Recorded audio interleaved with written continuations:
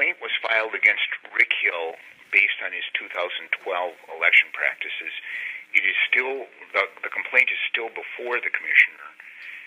It's on our website, but we put the complaint in suspense pending this decision by the Ninth Circuit. And now that the decision has come out and it has vacated, voided the federal court order, that means that the campaign contribution limits are in effect and were in effect at the time that Mr. Hill took the $500,000 contribution, and so we'll have to reopen and deal with that complaint. Now, what are the possible penalties? Obviously, Mr. Hill doesn't still have the $500,000. I was wondering what happens from here on in, and what could be the final outcome for Mr. Hill and his now defunct campaign? Well, we're all human beings, we're all Montanans, so I would hope whatever the final outcome is, it's one that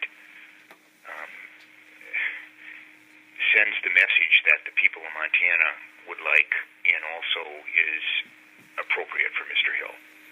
So we'll be talking to Mr. Hill and trying to find something that works for the people of Montana and works for Mr. Hill too. So let me ask you this: what particular point is the Commissioner of Political Practices trying to make with this action?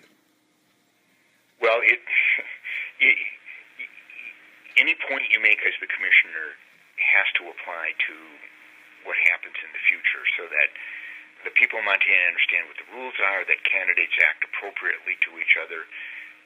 And this was such an odd circumstance where in the last few weeks of an election, the 2012 election, a federal judge stepped in and voided our campaign contribution limits. So I don't know what sort of future point that would be. I think the real issue is just what's right, what's appropriate, what's best for the people of Montana in this specific instance, because I seriously doubt we'll see something like this again. Do you have any specific timeline, Jonathan, about how this will go forward? And the original question I was asked was when we would open, and I'll give you the same answer I said then. We're currently drafting rules and regulations to implement the changes in Montana law for the 2016 election cycle. We're going to finish that before we turn to and look to the 2012 complaints, including Mr. Hill's.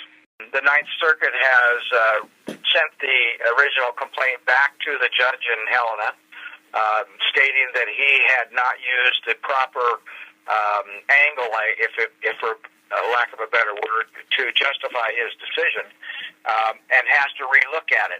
My concern with the Commissioner of Political Practices is that he's kind of jumping the gun, in my opinion. This court case is still in court, and it still has to be decided by a judge. It just has to be decided by the judge one way or the other, using a different tact for his decision. So I think Commissioner Motl is obviously getting out ahead of the operation because we don't know what the judge is going to do, and it's, like I say, it's still in court. Now, do you think eventually this is going to end up before the Supreme Court, or is the Ninth Circuit the highest court it can go to?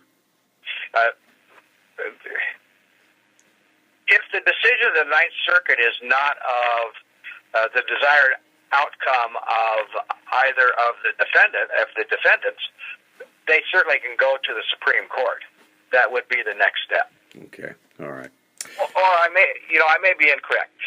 Understand the Ninth Circuit was I believe, a 3-judge panel. Yes. I'm not sure if they can kick it up to the full panel or kick it up to the Supreme Court.